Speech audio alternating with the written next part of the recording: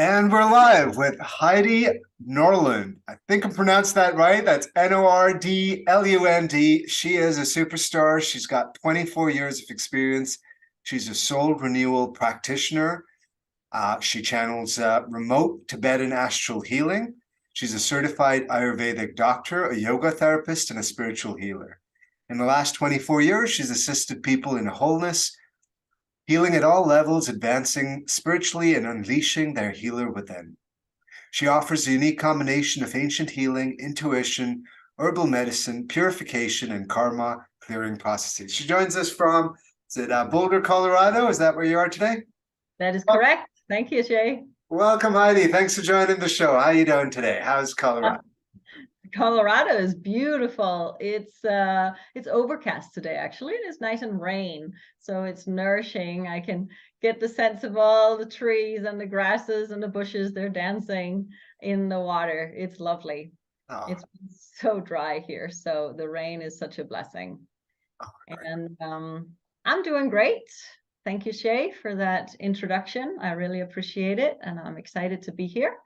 I'm excited to have you here. There's just so much you've done over the years, and not sure where to start. We could start at what seems to be what you've been chosen for in ancient. We could start at the Tibetan astral healing, and you can tell us all about what you do and how you help people.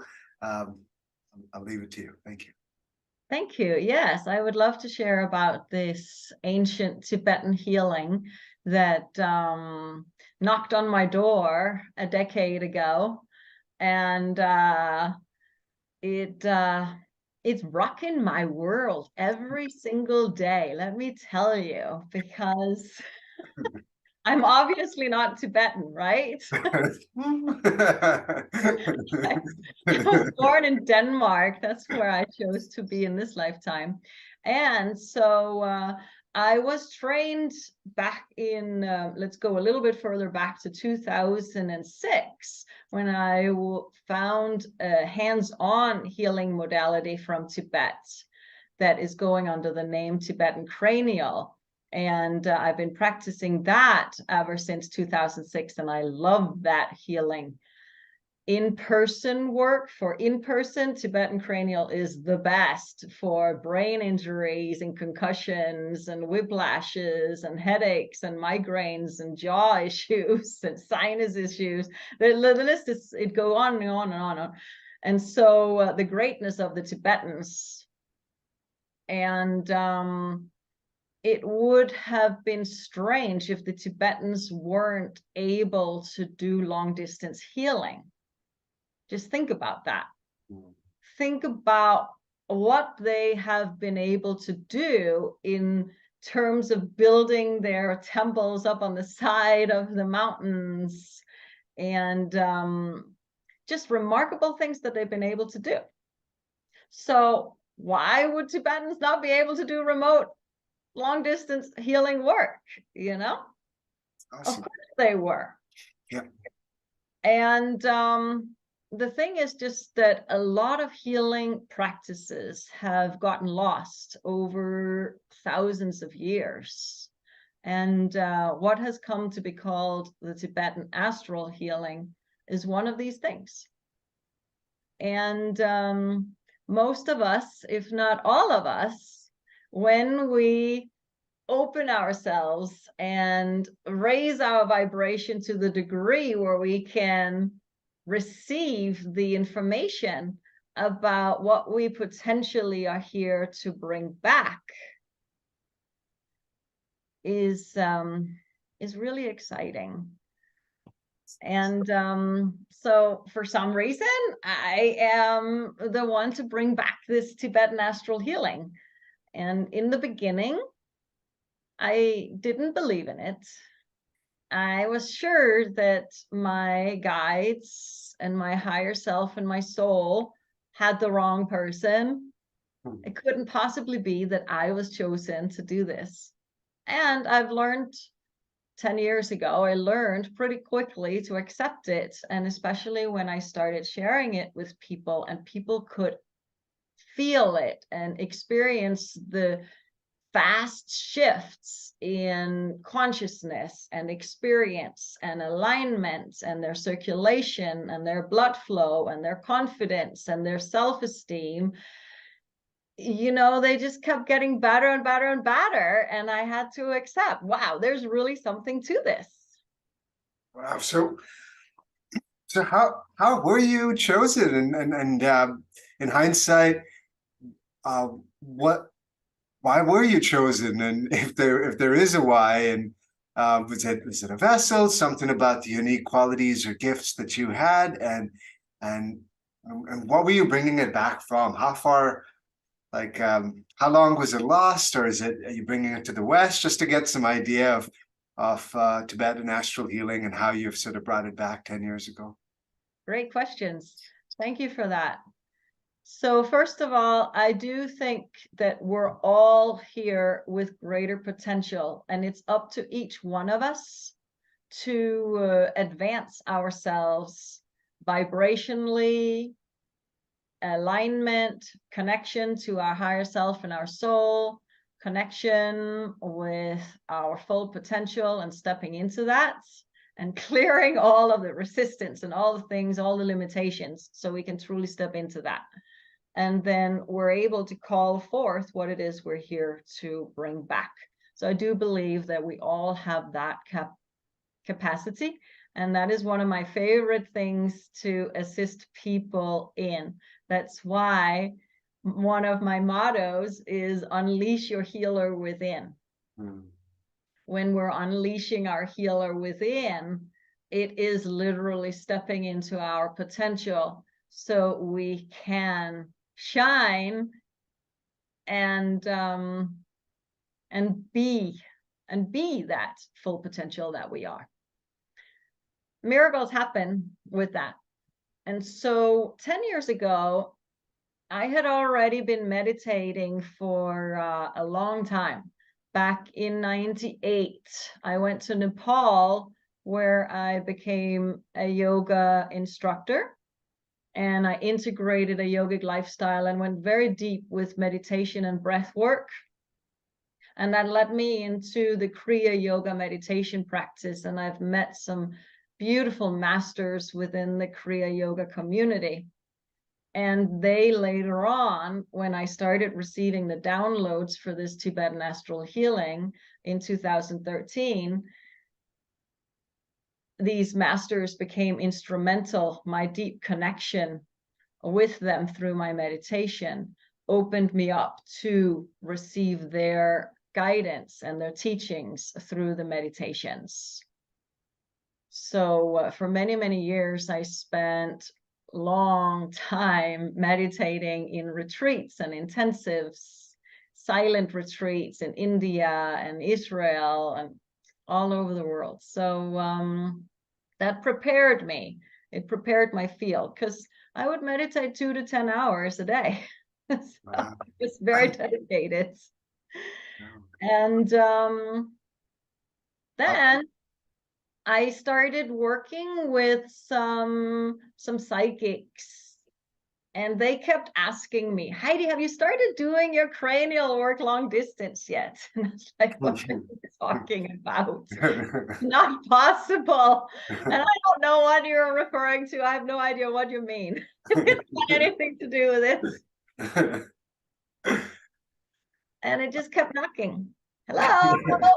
Hello? They didn't leave me alone. And so eventually I had to surrender to it and like, okay, show me.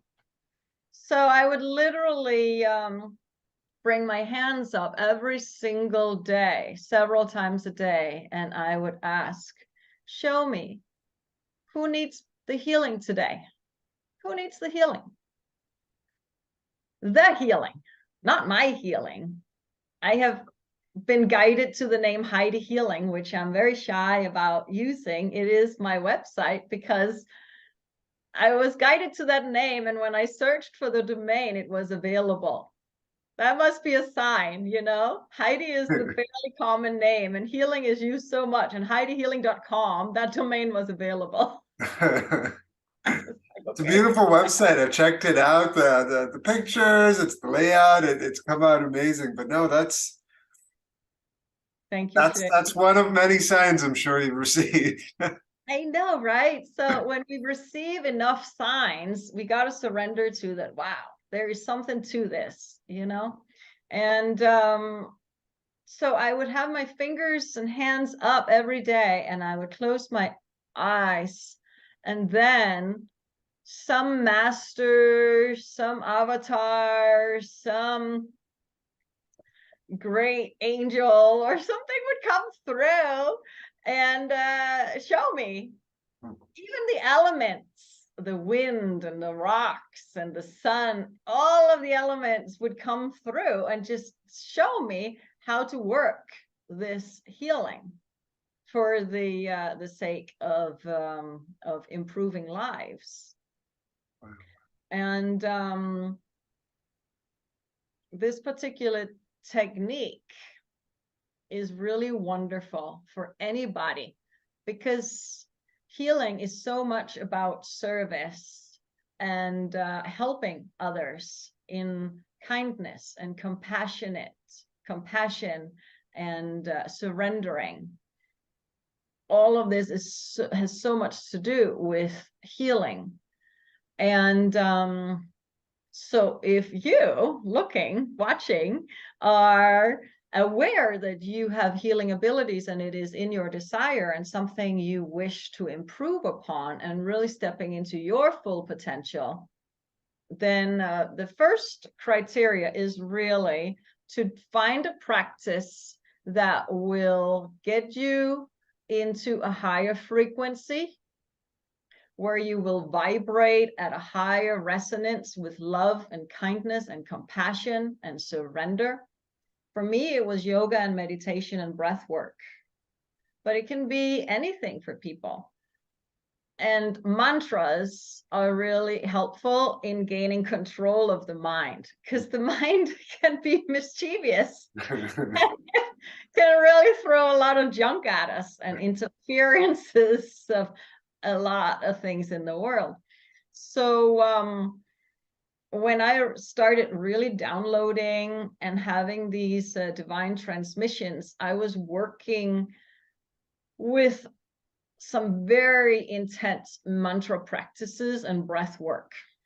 And I was doing some very deep past life regression work to clear all of the resistance and all of the limitations and all of the beliefs and opinions that just didn't serve me and instead was holding me back. I was clearing all of that away, kind of like you're clearing a mirror.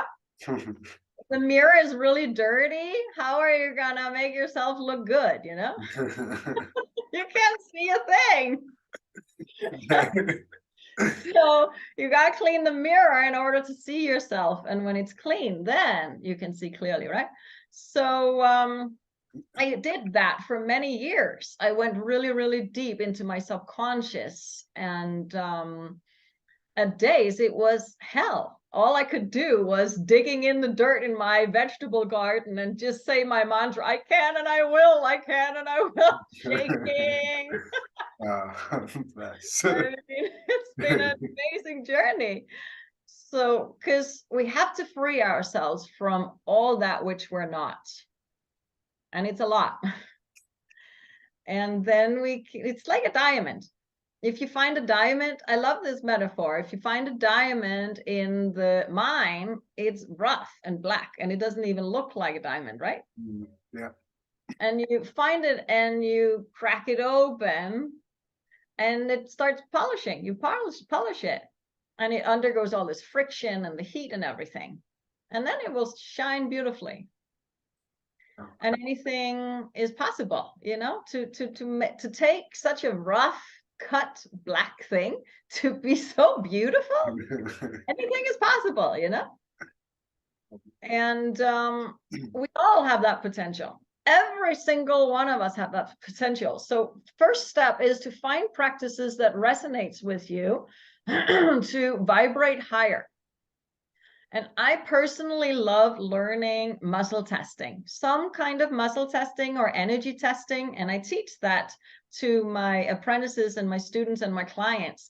And when people are willing to embrace and learn these muscle testing techniques, they can confirm what's true for them. They can confirm the information they receive. They can confirm what practices work the best for them, for their greatest good. And so that's what started happening a decade ago for me. I started learning all of these practices, and I was able to determine and discern my truth. And when that happens, there's nothing that can stop us. You are shining like a diamond, Heidi. I love it. That's shine on, you wise diamond. In terms of the past life regressions and the work, and at some point I'd like you to walk us through. You're in Denmark, you do your undergrad, you travel the world. If you could walk us through all the modalities and go step by step, just as quickly as you can. But right now I was curious, for the past life regressions, were you doing them yourself with the modalities you had learned, or were there some other techniques, or was it the breath work, yoga, and the mantras, the Holy Trinity, it seems like? So I did meet a group of people back in 2013 that helped me to learn some specific techniques, and it became the foundation for what I call the Lightning Soul Renewal process today. And in yoga therapy, we work a lot with samskaras. Samskaras. In Tibetan, they're called sansaras. And these are mental blockages. It's kind of like a mental karma that limits us, that holds us back. And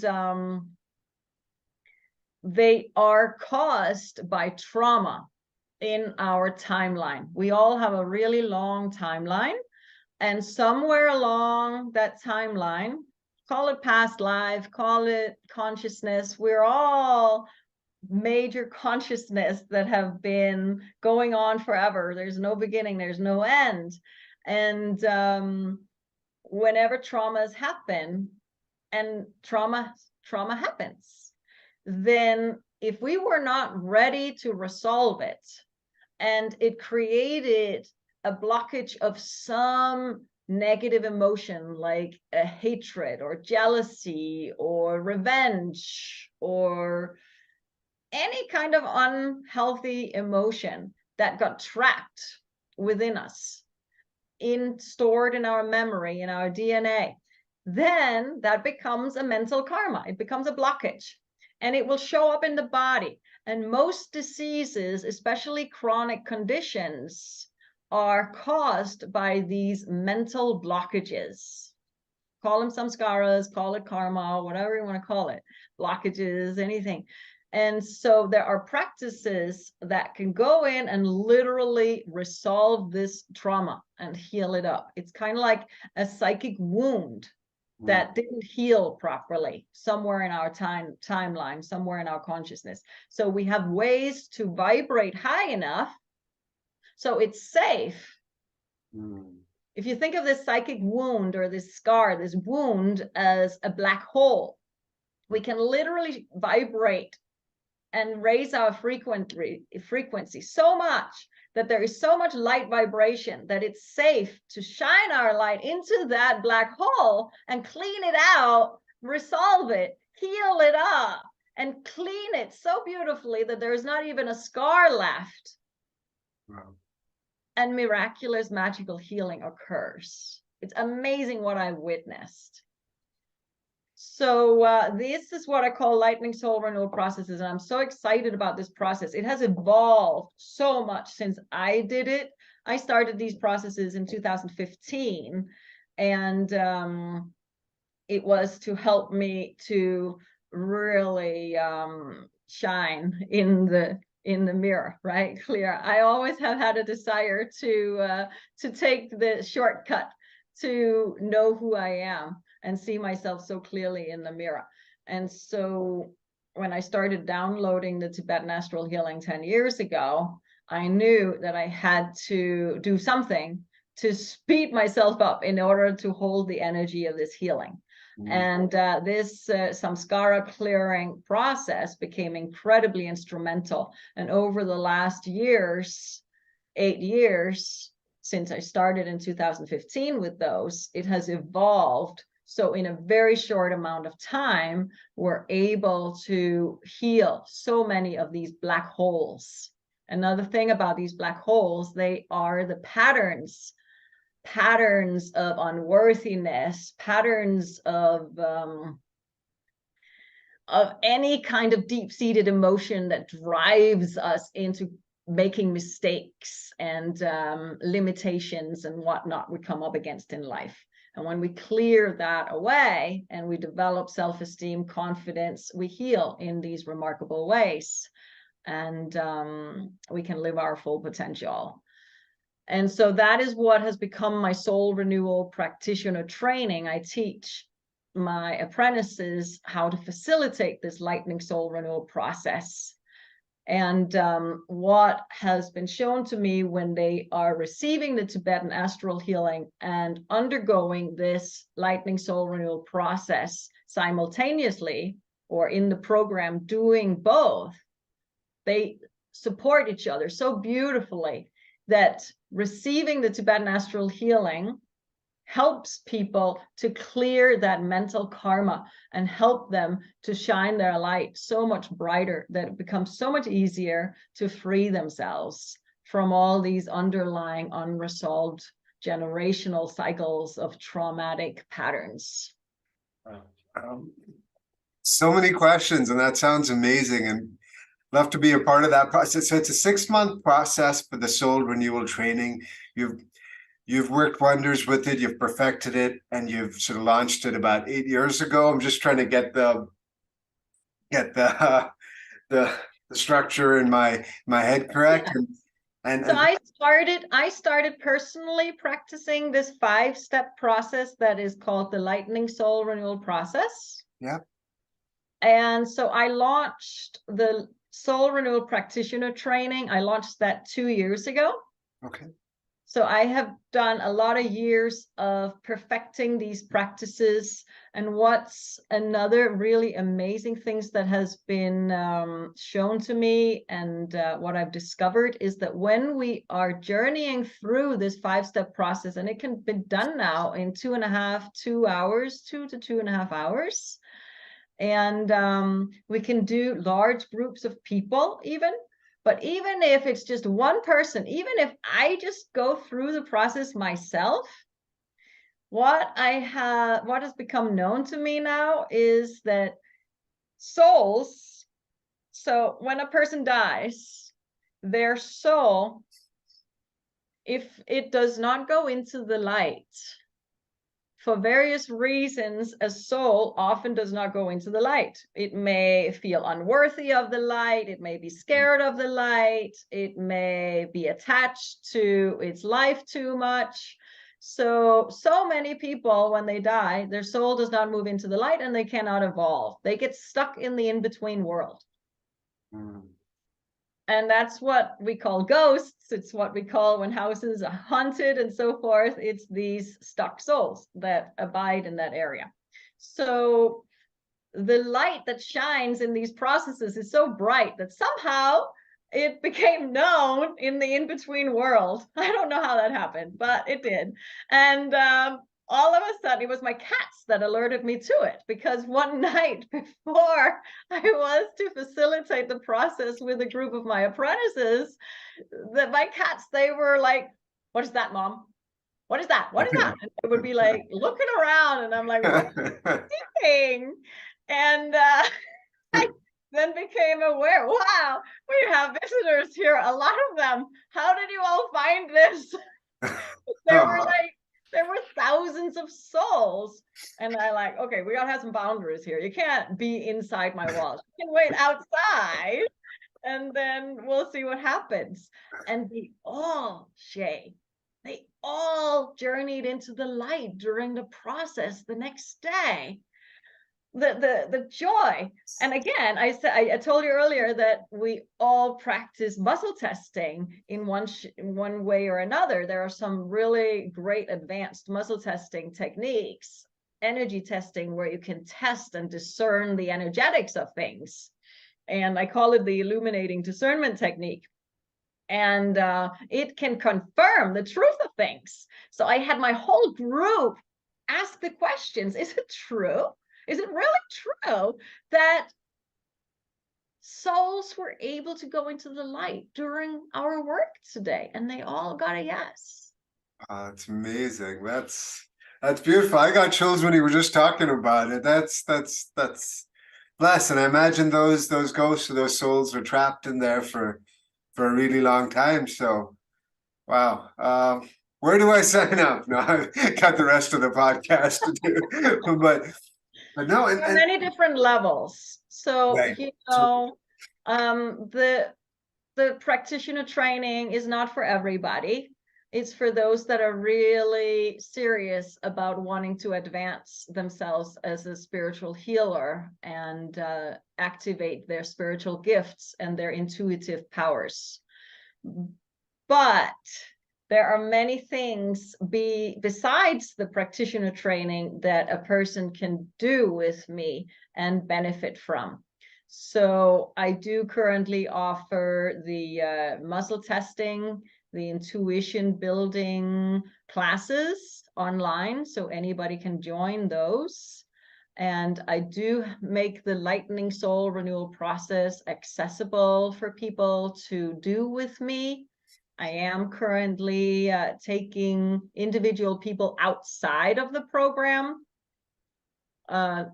So if you were to want to do a lightning soul renewal process to clean your mirror off so you can see yourself clearly. Yeah, dirty for me. I gotta wipe some stuff off personally. Then I could assist you through the process. But there are times when I close my services off for only apprentices, and I would refer you out to my graduates. And other things that I currently am offering, I do Ayurvedic consultations. The Ayurvedic consultations, I can do those in person, but if you're not in Colorado, I do very successful phone consultations and virtual consultations. Again, because I am so well established in energy testing techniques and the proxy muscle testing, I can feel on my own body what is true for you. So I will scan through your energetic field with your permission, of course, and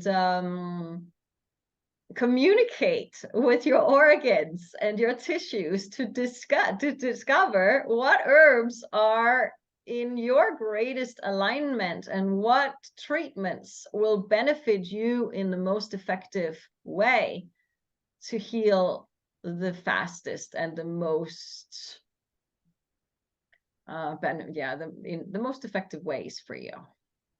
Oh, so that's yeah, it's a lot of different options to work with you then. I guess with the and they all sound amazing, but with the muscle testing, if you could just give me an example so people feel it in there, because you mentioned a few times, but just specifically, if you could just do energy, if you could just talk a little bit more about that, I'll stop stuttering. Just close your eyes for a moment. Drop down your heart, put your hands on your heart. Touch really helps energy move and awareness. So bring your attention down into your heart and breathe long and deep. Inhaling love and exhaling peace, coming home. Breathing your way into your alignment with your higher self, loving yourself deeply.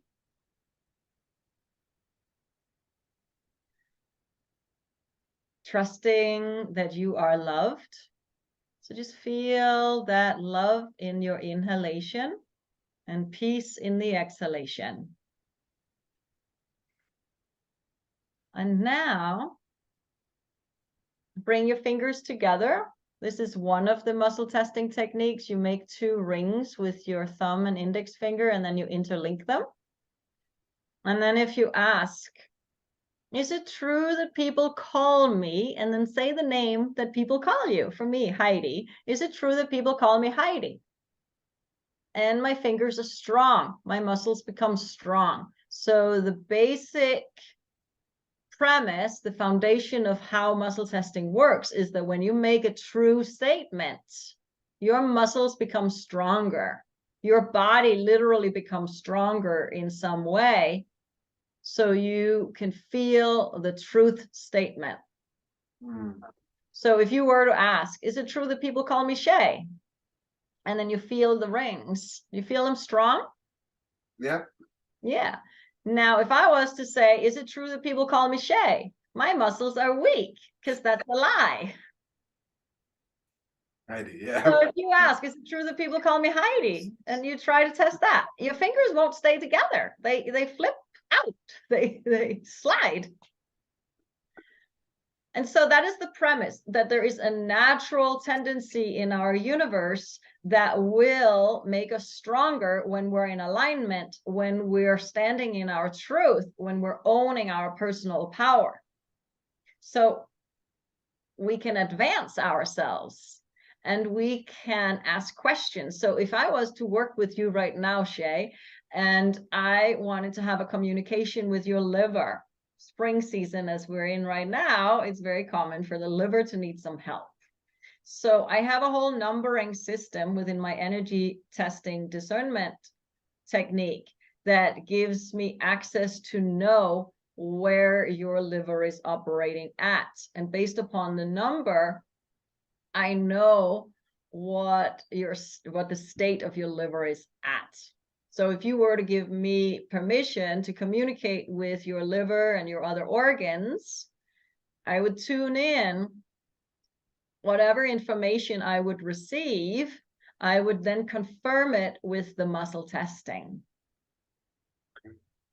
And then I would know what herb or what herbs would be most beneficial for you, or what practices, what breathing practices, what cleansing techniques, what will help you the most to heal the fastest. Now, some people are afraid of healing fast because they think, oh, I will miss out on lessons.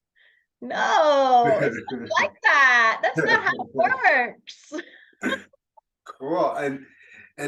And you said, so you tie that in with the Ayurvedic practices, but you were an Ayurvedic practitioner for 24 or for bulk of your career before you tuned into these extra special gifts. So I started back in 98 teaching yoga. Oh, right. And teaching breath work and meditation. And then in 2006, I became a yoga therapist and started working more with the subconscious. And then I became a Tibetan cranial practitioner in 2008. In that mix, I also graduated as a Panchakarma technician, became certified in that, and certified as a postpartum specialist. So I did a lot of things. And then in 2009, I started as an Ayurvedic counselor. And in 2010, I became an Ayurvedic practitioner.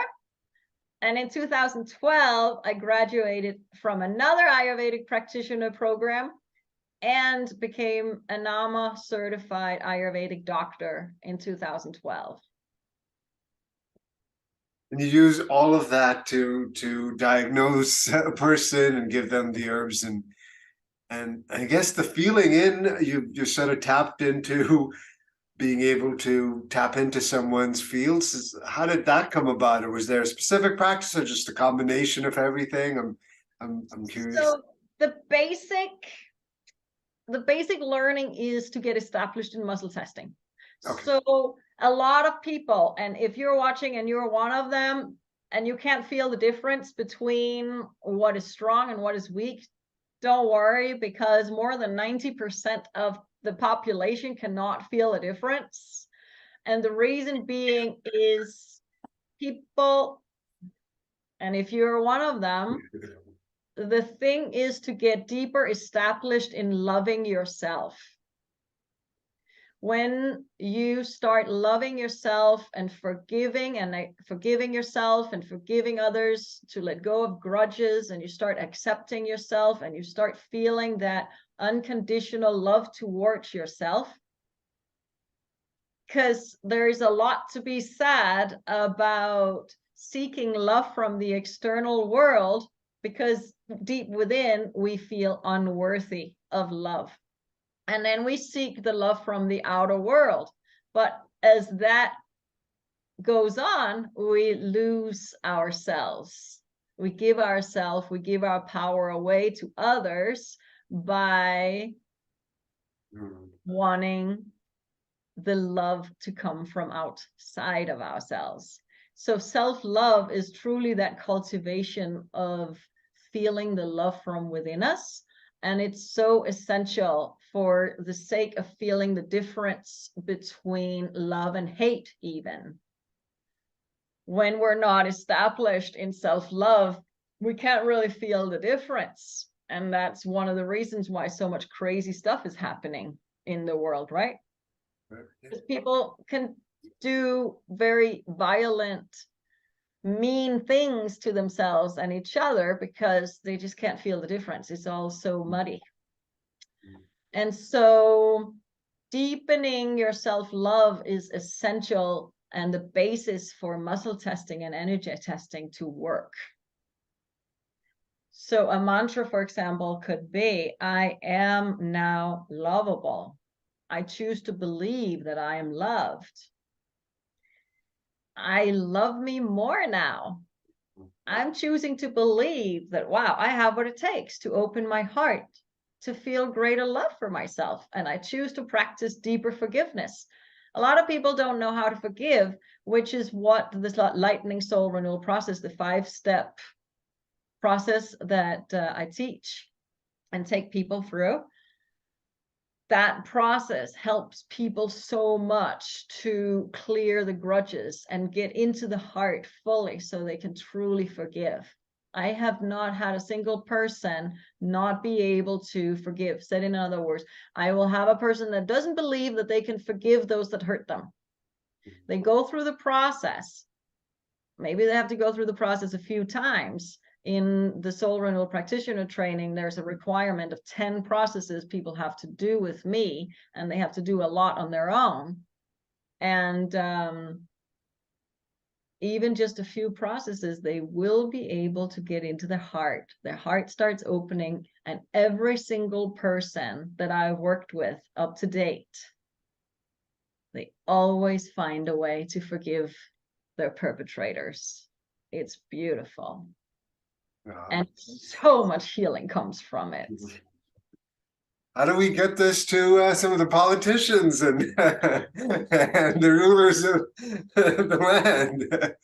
No, that's It's interesting you say that, because so when a person completes this 5-step process that I call the lightning soul renewal process, when they complete it, they vibrate so high. And at the end of the process, I always channel some Tibetan astral healing for the person to lie down and receive. And when they're vibrating so high after doing the process, they very easily can receive the healing. So this is one of the pieces to know if you want to receive long distance healing. The healing will always work as long as it's done and channeled with proper intentions for you. If you don't experience any benefit, it's not because of the healing, it's because your vibration and your frequency is not high enough.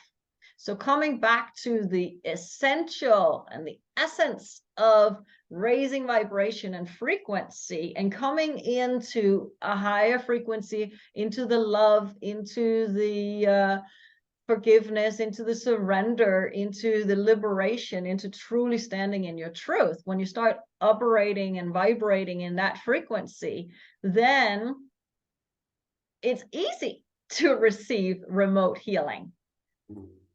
Then there is no question about distance whatsoever. And so when I channel the Tibetan astral healing, so as I said, when people have completed the 5-step process, it's easy for them to receive the Tibetan astral healing. And often, so when I channel it, I am working on the collective consciousness. And we're all tapped into the collective consciousness. We're all part of it. Right. So when I work on the collective consciousness, every single person that is tapped into it and tuned into it, or I shine light on, will receive it. And often I'm called to work on certain groups of people, including politicians, including great leaders of this world, including countries or cities. So it just depends. So coming back to, I mentioned that how I learned originally was I would put my hands up and I was asked, who needs this healing at this time? Not only would I be shown how to channel the healing and how to share it, it would also be shown to me who needs to receive it. And I have just witnessed the most amazing things. Any examples? I'm so curious. Also, just talking to you makes me love myself and you and your work more. So thank you for inspiring me and hopefully some of the listeners to feel that love for ourselves. And that's the foundation. But yeah, I'm curious just to go a little bit into the excitement of which politicians or cities or countries that you can share briefly. So with being established in the muscle testing.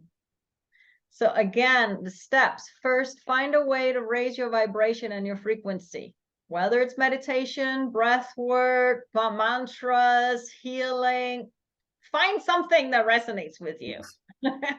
Yeah, Do something.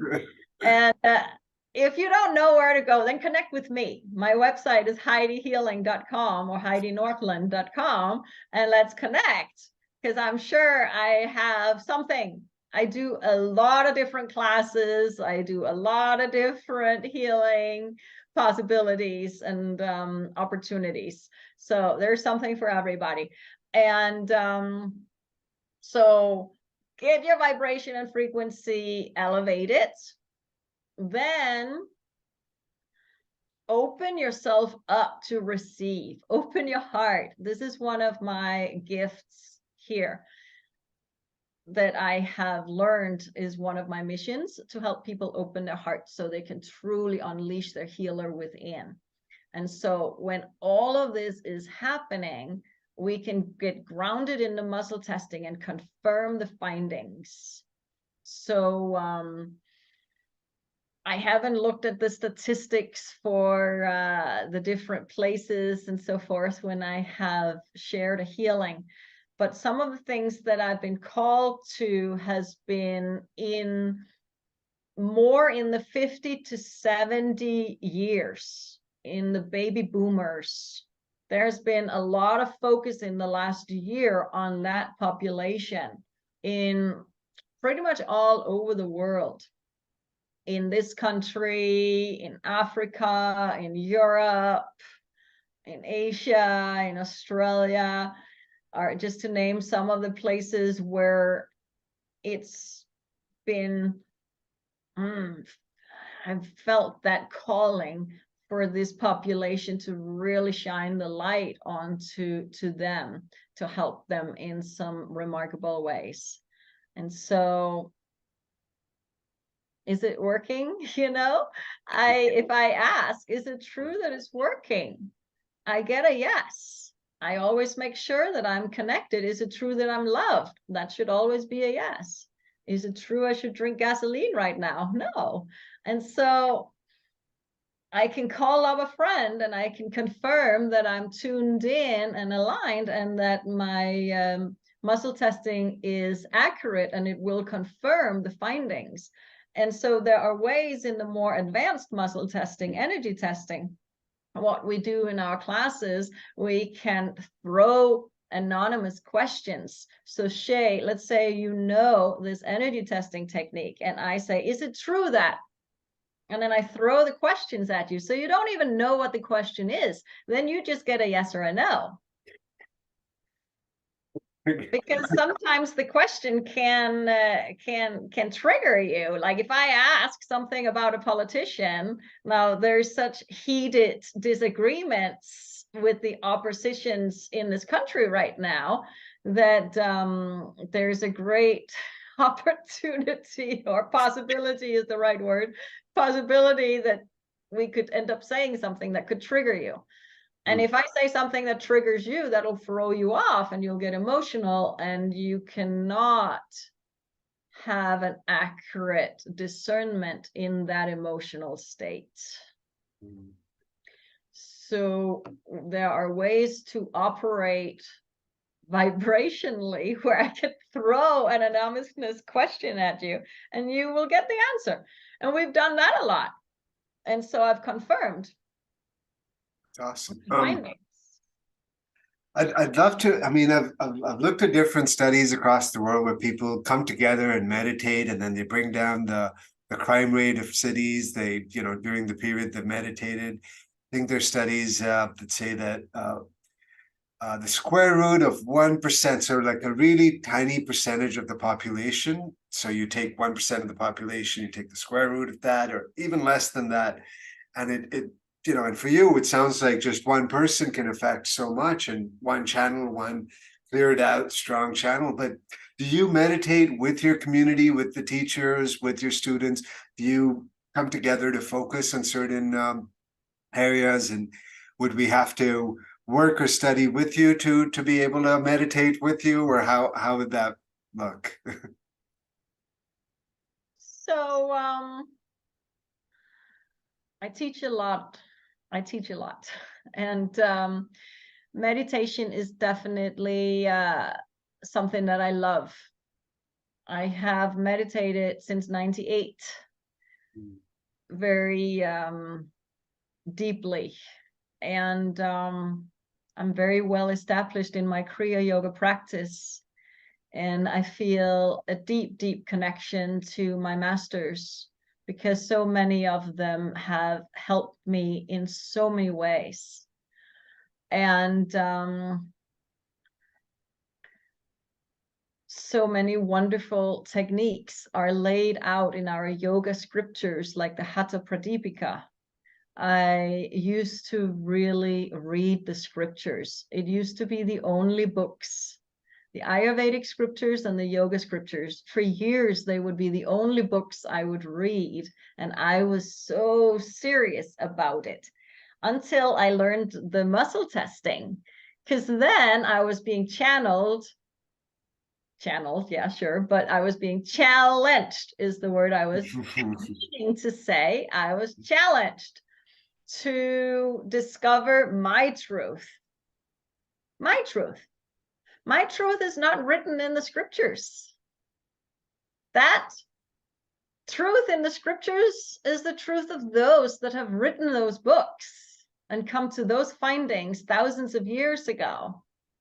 And while a lot of it can be considered general knowledge and it works for the most people, there are still so many things that when we discover our own truth, we walk our own path of liberation and enlightenment, is to discover our own truth, not the truth of others, right?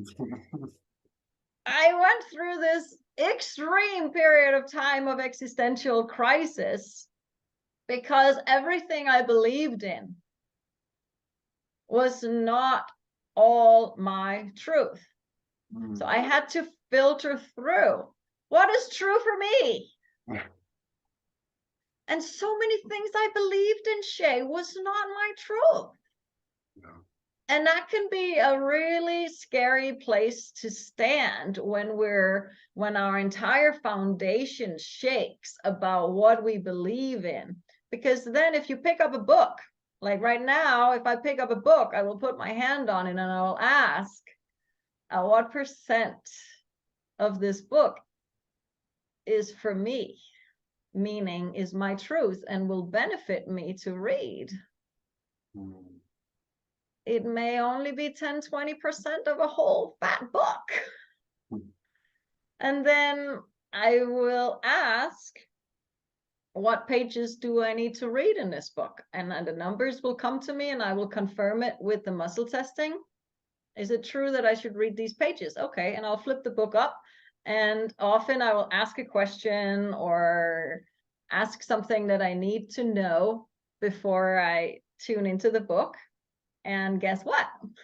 When I open the book on those pages, there's the exact answer. It's always about the topic that I wanted to know about. Always. It never fails because we're tuned in. And when we surrender to our higher intelligence, it never lets us down. It's so miraculous. So, there are so many examples of this. It's so beautiful.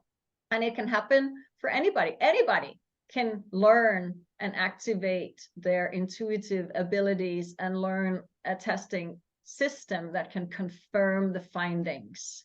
It's so essential. I can't emphasize that enough. To have a tool, a technique that can confirm your assessments and your findings is so essential, because then we know we're making a decision. We know we're guided for our greatest good and the greatest good of all. And life is good. And it becomes so much easier to be forgiving and accepting and living in a higher vibration, because we know no matter what happens is for our own benefit in one way or another. And we don't have to get stuck in the whole blame game and shame and guilt and all of that stuff. Don't get me wrong, I still fall into those holes. I'm human, you know? And I don't spend much time there. You know, because I have learned so many beautiful techniques, and I can confirm, why is that pain happening? Why, like if I trespass, for example, if I trespass on my truth and I think something that is not in alignment with the frequency of compassion and kindness and love, if I drop down, immediately I will experience a pain somewhere in my body. I will immediately get the turnaround. It's like a boomerang. Poof, immediately. You are out of alignment, girl. Get yourself back into alignment. And so instead of wallowing in the pain and all of that, I know how to get the information and confirm it and fix it. If I need to, okay, I trespassed, okay, I need to forgive for 5 hours to really free myself from this, because I may have made a huge mistake, you know? And it may take 5 hours of concentrated forgiveness. I will do it. I will be on my crying knees, surrendering, like, I forgive me for making this mistake. And that may be the difference, you know, from somebody that doesn't heal for a really long time. They just don't know that they have the ability to heal in a matter of just a few hours. Because I can be in debilitating pain where I can't move, and in 5 hours later, boom, I'm completely free from it. So yeah, I started reading The Presence Process. I have a few friends who read that book, because I think he had a disease that was uncurable, and you know, that was his process of how to be more present in every moment. And yeah, it sounds like that. It sounds like you're a living embodiment of that presence process. The more you channel your energies to raise your vibration and to stay present with every aspect of your life, somehow the pain just doesn't appear anymore. So that's and that's physical pain and all kinds of other pain. And I guess the flip side to that, if someone's hearing is we could avoid our pain in unhealthy ways. Is there something you want to talk to about that for, say, someone not as trained as you, or maybe there are ways that we can trick ourselves with our mind to say, hey, we're vibrating higher and we're good, but then we're just neglecting a real truth maybe. Could you speak I to that, or if you love had that clients like question. that, or what's that? Thank you for that beautiful, beautiful question. So first of all, let's practice so you can protect yourself more. So close your eyes and take your energy really big. Expand your energy. Imagine you're getting really tall, like 400 feet tall up above you, and expand it deep down below you into the center of the earth. So you get the sense that you're really tall and really deeply rooted into the earth. Then meet your energy in your heart. This energy that you're tapping into is your light. It is your divine light. You are a divine, radiant light.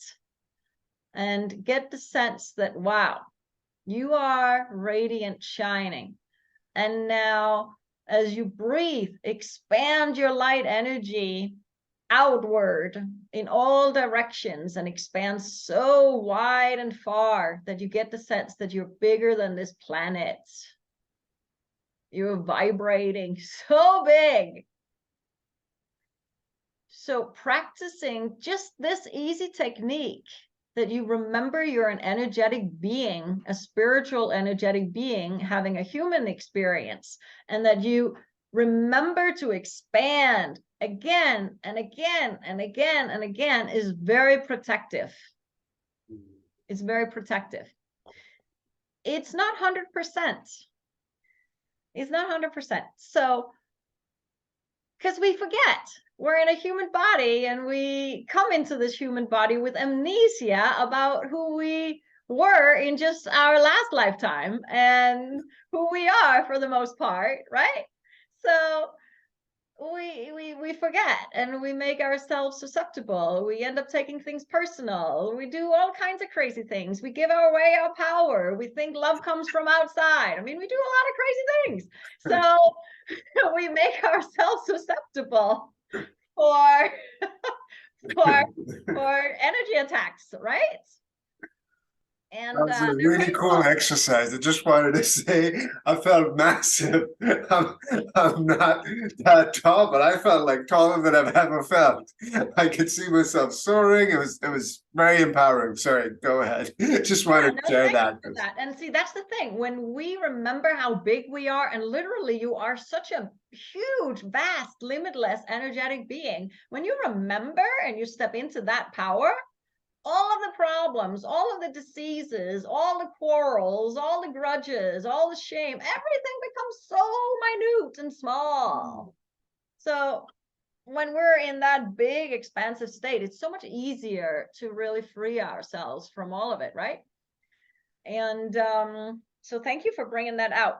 Second of all, I'd like to share mantra. I call it the firewall protection mantra, that is very effective in cutting energy drains. Because one thought of jealousy, if you have a friend, Shay, that is jealous of you having this amazing job where you get to talk to all of us amazing people, and you have a friend that's jealous of you, that can cause a pretty significant energy drain right there. It can put you in pain for weeks. One thought. Wow. One thought.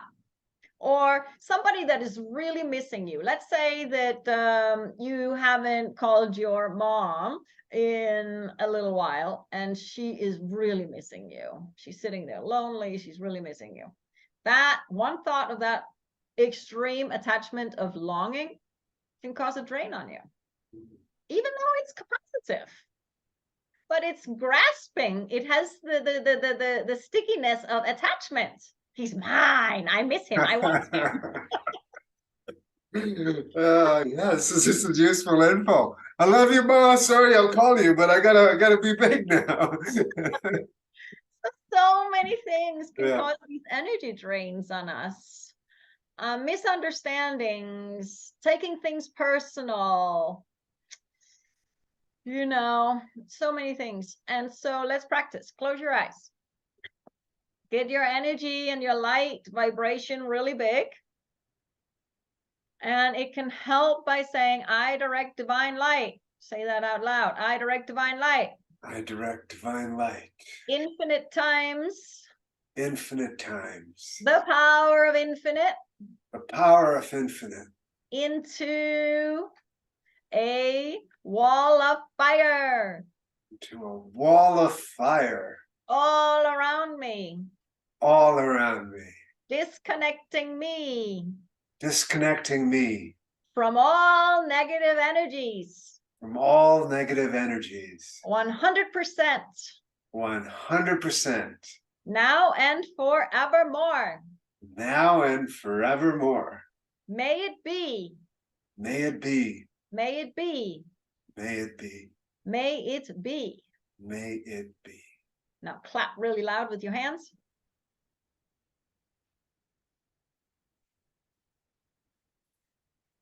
And say out loud, and so it is. And so it is. And breathe really long and deep.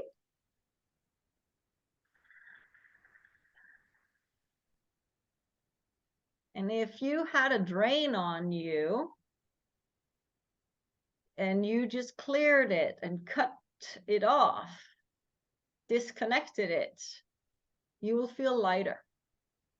Yeah, I feel like more energetic. So someone, who was that? I mean, I don't care now, but that was awesome. Thank you. I love that. I love that curiosity, Shay, because I'm always curious. If I have a drain on me, I want to know.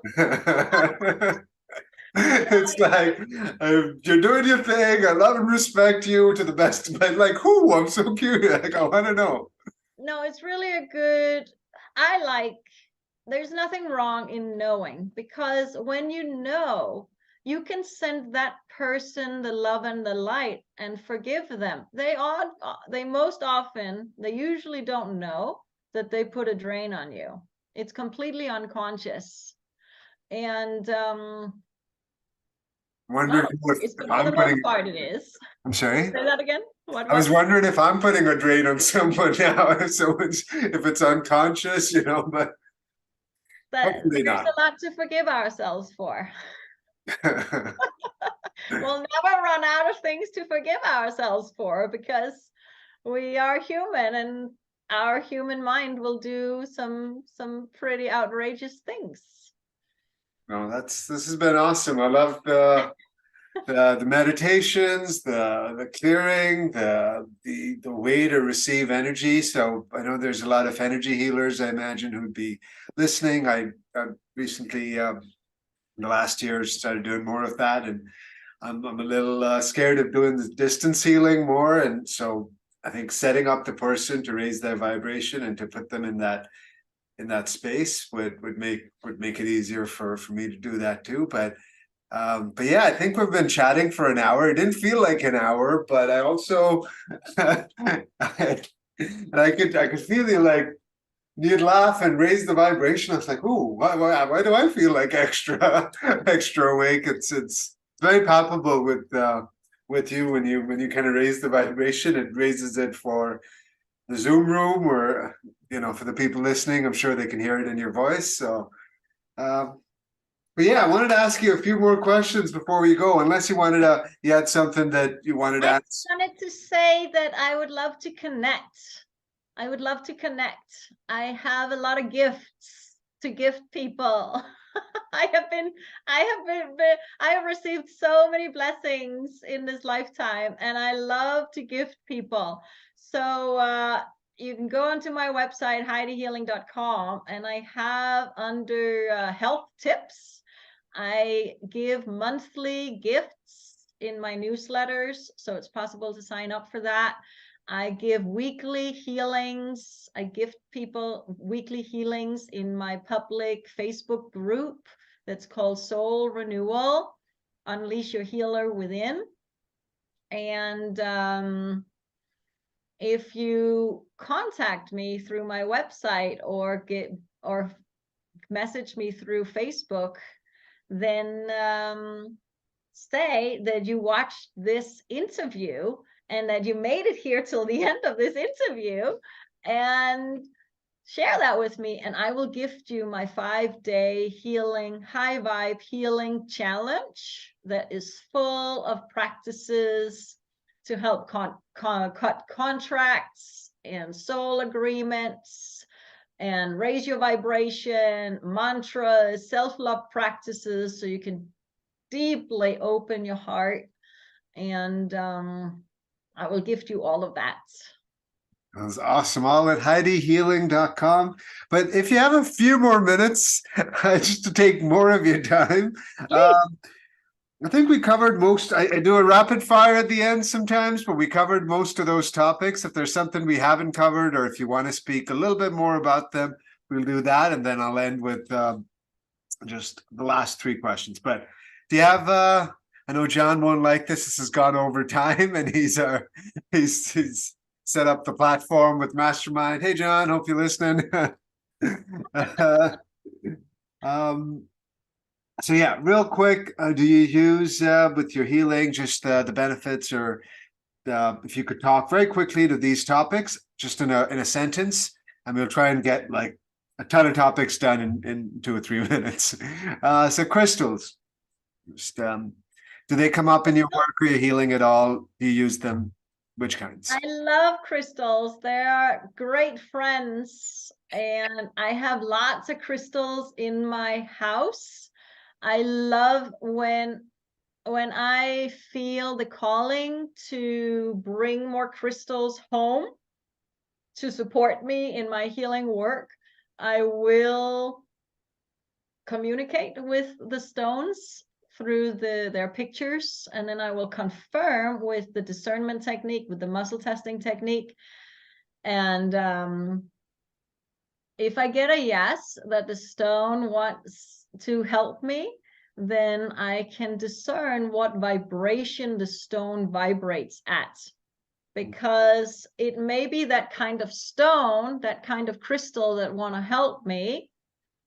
And let's say an amethyst crystal wants to help me, and I want one that vibrates in the millions. I don't want one that vibrates at 100. Even 100 will help. Like, imagine that somebody vibrates negatively. 100 will help them tremendously. But for my healing work, I want high vibration, like millions and billions and trillions, you know? So you can clear it and make it vibrate higher, though, right? Like if you were to channel into it, is that a thing? Sorry, that is the thing. Okay, perfect. Crystals in general love the vibration of love. So a lot of crystals, pretty much all crystals, will purify and clear in the energy of love. Now, of course, they love salt water and grounding in the earth and so forth as well. And when you know a muscle testing technique, you can discern what your crystals will clear the easiest with. And most often, for my crystals at least, they want my touch and they want love and they sparkle. That's awesome. Thank you. No, I think we'll snip off the interview story after the website, and then we'll add this as an add-on. But that was an awesome answer, but I know the rest will be. I know you've had so many gurus and mentors over the years. So in terms of gurus, mentors, shamans, guides, if you could just talk about the ones that have had the most influence in terms of in this physical world, or even guides outside of this world? Okay, I'm going to share something that I've never shared publicly before. Thank you. And it's about one of the greatest masters by the name of Sri Yukteswarji. It's Yogananda's master, Paramahamsa Yogananda in the Kriya Yoga. It was also my guru, Paramahamsa Hariharananda's guru. My master, Hariharananda, I got to spend time with him. And I have so many stories about my relationship with Hariharananda. And what I want to share is gonna be hard to believe. Okay, so just embrace yourself and open your heart, and forgive me for what I have to say right now. Learn a muscle testing technique and confirm the truth of my statements. This is a truth that I have had a really great challenge to embrace and accept, because I was trained in my yoga, Kriya Yoga community to love and respect Sri Yukteswarji, because he is made out to be the master with the greatest of discipline. He's always referred to as very stern and not like any other masters. And he, at his later time in his life, operated very much in the causal body, at the causal plane. So deeply advanced, such a great master. He was so deeply established in that subtle causal body that when his wife and daughter died in an accident, there was just no way he could relate with the human physical emotions of grief. Can you imagine that? Being so advanced spiritually, so beyond the physical realm, that all of a sudden something so traumatic happened that there was just no way he could process that, because he was so beyond. And something shifted in his energetics with that kind of trauma, and not being able to process it in the physical body. It got stuck somewhere. And when there is a stuck trauma unresolved, it can create all sorts of emotions that can become limitations. And it did. It didn't prevent him from, when he died, he was able to gather all his molecules and everything, and he was able to bring himself back in flesh and blood in front of Yogananda. In the autobiography of a yogi, in the chapter 143 with the resurrection of Sri Yukteswarji, he answers all of Yogananda's questions after he was dead. He brought himself back to life. That was the greatness of this master. I mean, so beyond physical realm. And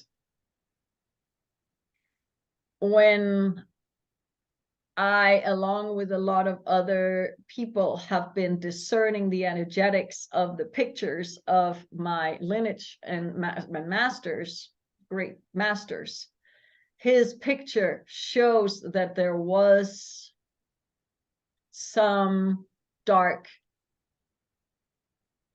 interference about him. And call it curse, call it whatever. Nevertheless, because of those unresolved physical emotions of grief, they created some limitations. And I really had a hard time embracing this truth. And I can even feel right now saying this in public, I'm like, oh my God, Heidi, are you sure you want to be saying this? But nevertheless, those that make it this far in this interview will be able to handle this truth and will be able to discern the truth of it for themselves. But so when I started practicing the past life regression work, the 5-step process, it became such a curious question. Why could the energy in my home not maintain the high vibration? Why did it crash so quickly?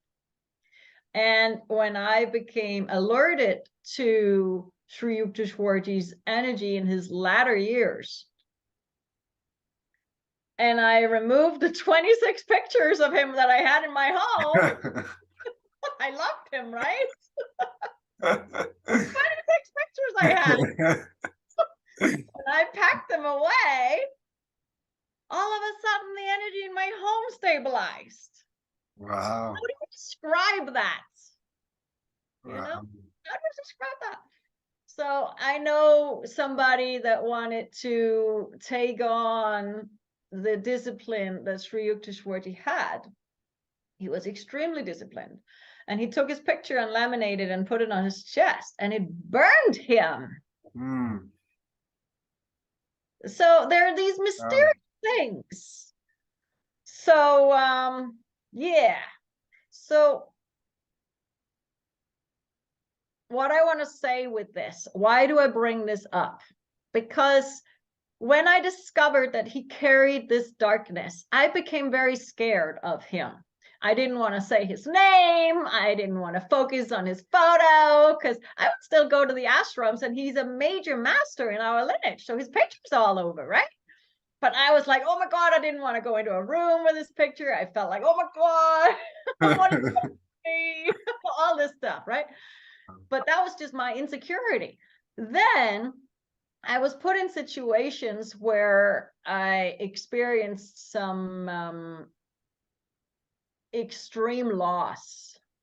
Okay, I went through a period of time where I lost everything for the sake of regaining myself into wholeness. Sometimes the greatest of lessons are the hardest ones, but only because I had a belief that for me to truly learn the greatness of myself, I had to learn the hard way. That was an underlying belief I had. Okay. And so that came to fruition. So let's just cut that right now. If you believe that things have to be hard in order to learn them, just woof, cut it off, change that belief. I now choose to make it easy. I can learn with ease and grace. Okay. Learn with ease and grace. I choose to make it easy. Note to self. Thank you. So I got possessed because I became vulnerable, and I became weak, and I became susceptible for this. And I thought this was something that it was with a person that I thought could save me. Okay, I was stuck in a belief that I had to be saved. That is not going to take us anywhere good, because we have to take responsibility for our own liberation and our own enlightenment, and then we can save ourselves. If we choose to believe that somebody can come and save us, we give our power away. And that's exactly what I did. And I made myself susceptible for being possessed. And the person that possessed me is very, very powerful. And the greatest of beings that I know of powerful is Sri Yukteswar. Sri Yukteswarji, I embodied him.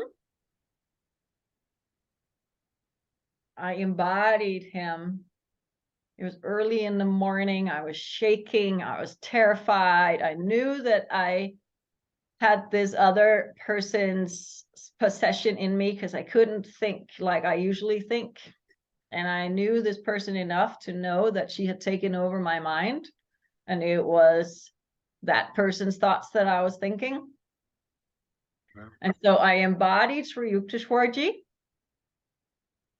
and I established his power in the causal body.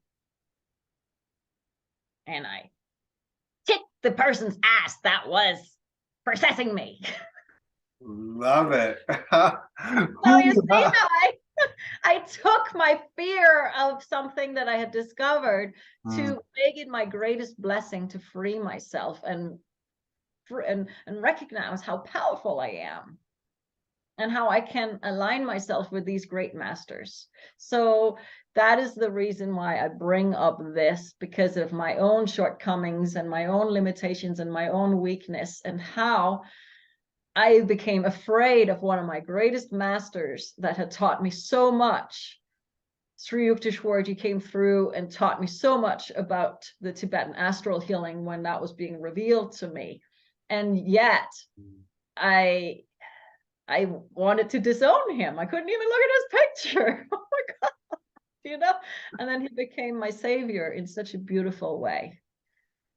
Oh, Oh, wow. that's amazing. Thanks for sharing. I mean, that blows my mind. I mean, I've read the book and I love Paramahansa Yogananda did that.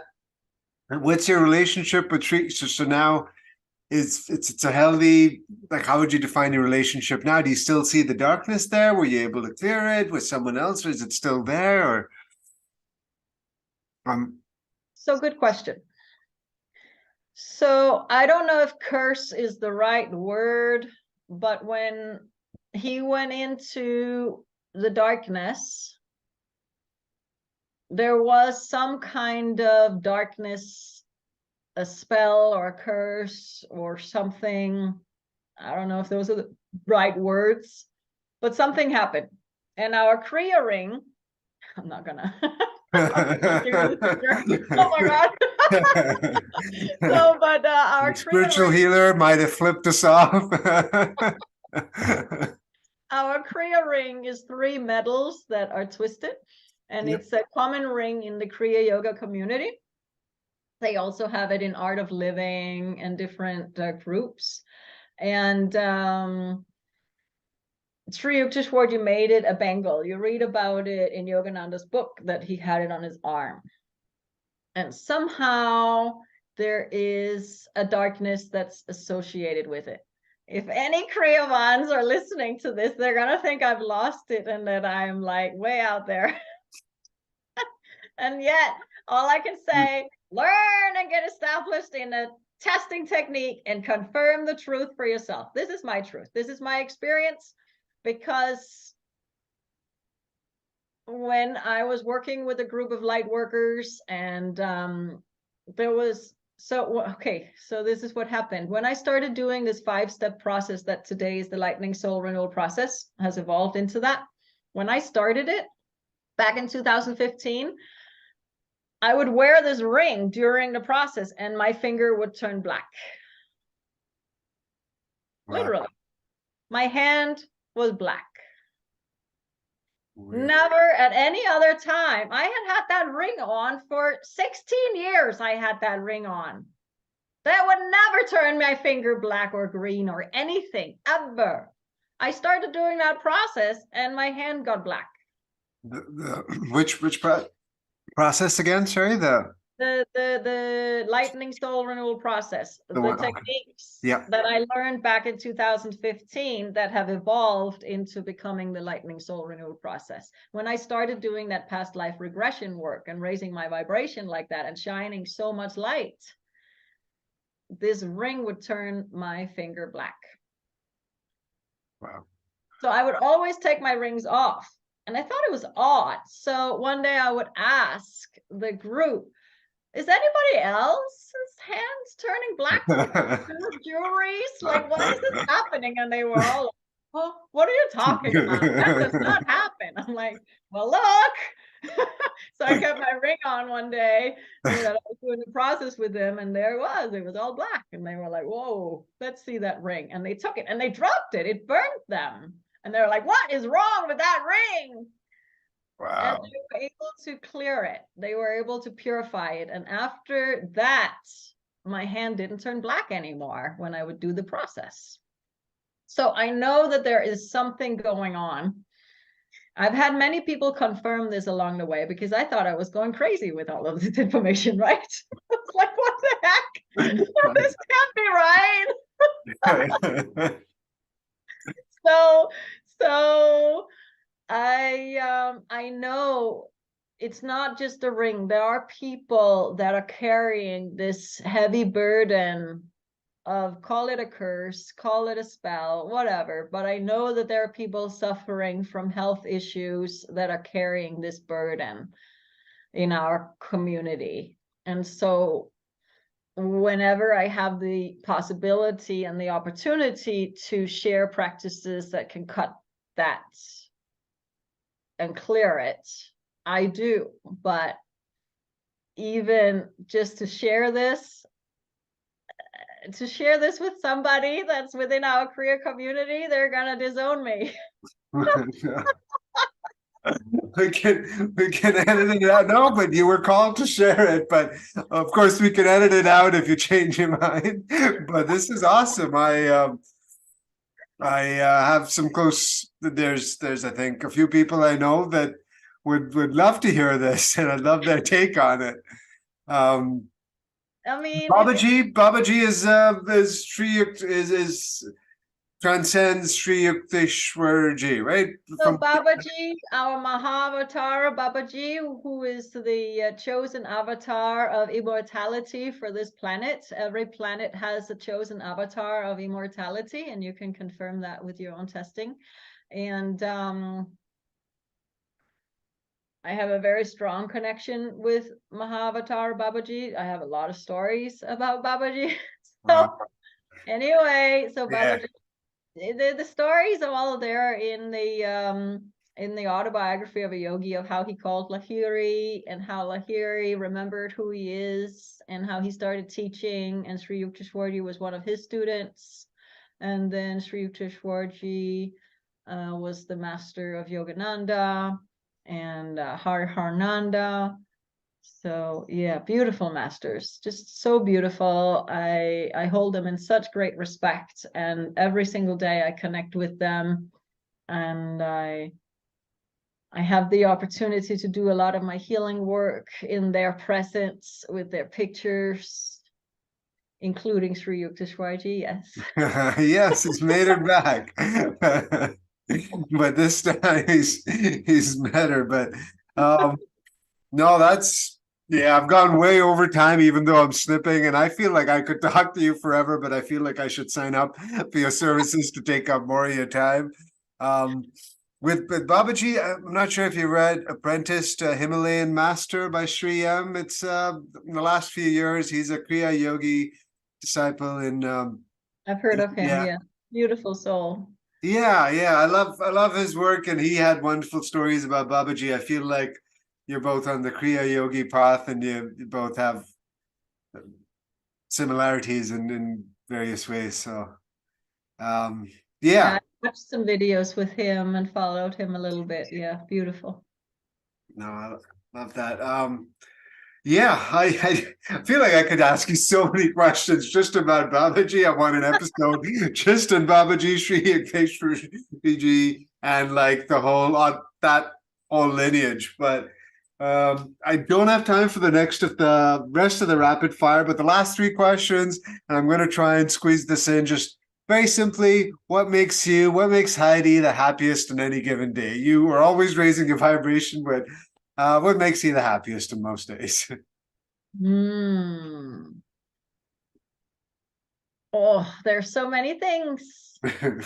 One of the things that I really, really love and that brings me such joy is to witness when somebody has a huge, oh my God, moment, aha moment, that so many pieces of their life have seemingly looked as if they were hurting them, as if they were curses, or punishments, and the person has felt like a sinner, and now they're on their healing journey, and they go through some healing work with me, and they come out on the other side and they tell me, oh my God, it all makes sense now. Now I see why I had to experience that and that and that and that for the sake of coming home and recognizing and remembering and seeing and experiencing who I truly am. That immense joy and that lit up face and that brightness that emanates from that realization is so huge, so huge. So that is so big. And then I love nature. I love feeling connected with the universe, the collective consciousness. I love raising my vibration. So what, real quick, why are we here on this planet? Why are we going through all this crazy stuff? Right? We are these amazing bright lights. So I like to think of evolution as we come from being oneness with the divine, and then we get bored, and then we separate, and we go on a journey to experience our greatness. And in that pursuit of realizing on that journey to experience ourselves, we separate ourselves from the divine, and we separate ourselves really, really, really far until we can't get further away. And it's the greatest illusion of all. And then we finally start making our way back home. And us having this conversation today, and if you're listening, you are well on your way home. Otherwise, you would not have found your way to this interview and listening to this, and you would not have made it through this whole talk and listen to us now if you were not so close, rubbing up against coming truly home into that bliss again. But that is not the end. We will just come home and be in bliss for God knows how long, until we again get bored, and then we start again. And it's just continuing on and on and on and on. No beginning, no end. Love it. The next question was just, what do you spend the most time thinking about? After that wonderful description of our purpose, it almost seems redundant, but what gets the most airtime in your head? What are your most consistent or persistent thoughts when you have them? I've done so much practice in forgiveness, but that's kind of like my to-go-to, and my self-love mantras. That's kind of like where that's, if my mind is playing tricks on me, that's my to-go-to. I feel safe when I go into forgiving myself, forgiving others. I feel safe when I come into feeling loved. I feel safe with my mantras. So if I'm in some kind of challenged state of mind, I have memorized so many mantras in the last 24 years. And so I will ask my higher intelligence, show me which mantra will benefit me the greatest right now. And I'll just start chanting it. It's often my divine light awakening mantra that has been revealed to me. It took me a few years to come to a completion that I was happy with. But most people that work with me, they eventually will experience the divine light awakening. And it's a text that it's a practice, it's a very profound spiritual practice that activates all the doors of all your layers within your consciousness. So it raises vibration and frequency very quickly. And I've made some singing verses to make it easier to remember and so forth. And I love that text. It puts me into an expansive mode. It becomes very easy to expand when I practice that. There's some breathing practices in it, and it really shifts my state of mind very, very quickly. I'll have to go to the website and then speak to Heidi to get that exact mantra. That sounds awesome. But last words, Heidi, this has been a huge, huge pleasure, and it's taught me a lot, and you've really shown up with a lot of love and wisdom, and yeah, it's made me pumped to do things in a good way. Any final words? Any last message to the listeners, to myself, to humanity at large? Sure. We all have moments where it feels like we cannot go on this absolutely backwards, crazy planet. We're all in this soup together. together. We're human beings, and we make the most of what we can and the opportunities that we have. And if you are having a desire to improve yourself, if you have a desire to improve your life, shift some things, change and transform some things, and make a greater life, create a greater life for yourself, then know that that desire is being heard. Your cry for help. Sometimes to really change things, it requires that we get into our crying needs and we truly pray and ask for help. And when we humble ourselves and to surrender to that greater greatness, greater source of light, universal source power, whatever you want to call it, God, whatever you want to call it, you ask for help and things will start changing right there. Things will start popping up. You ask for help and then start noticing, opening yourself up to receive. Because so often we pray and ask and pray and ask and pray and ask and pray and ask, and we're so full of it. We're so full of prayers that we don't leave any room to open ourselves up to receive the blessings. The universe has so much to give. It loves us so much and wants to give us everything. I mean, there's a reason why the Divine Mother has all these arms in Hinduism, because she has so many arms to give us stuff. There's so much love for us. So launch your desire and then do your practices. Practice self-love, raise your vibration, practice mantras, meditate to open your heart to truly receive the greatness, the signs, the synchronicities.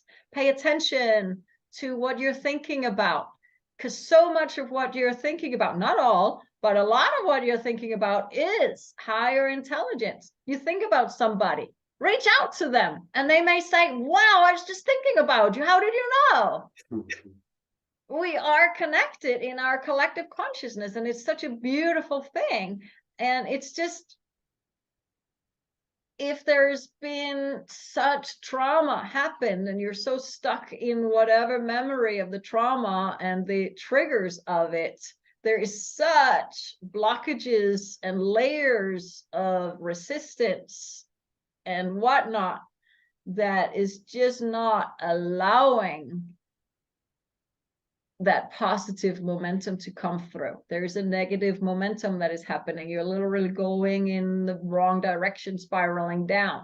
So to change that, ask for help. Allow yourself to just be and notice whatever signs of opportunities come, and then have the courage to change and do something.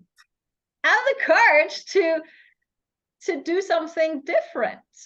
So a positive momentum can start. I really like the example. I think I heard it from Abraham Hicks, Esther Hicks, the example when a train is going in the wrong direction, where all of a sudden you're realizing you do not want to go to that destination.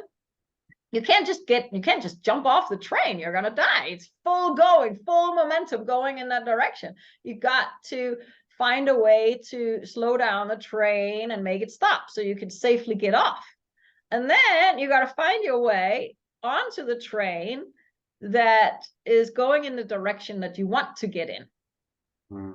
And then once you're on the train in the direction you want to go, you got to build up that momentum so you can create a momentum to get where you want to go. So it's a journey, but there is so much help in this journey. There's so much help to be received if and when we can put ourselves in that state to receive it. So yeah. Thank you so much, Heidi. Thank you. Bless you. And thank you all for listening if you made it this far. Bless you.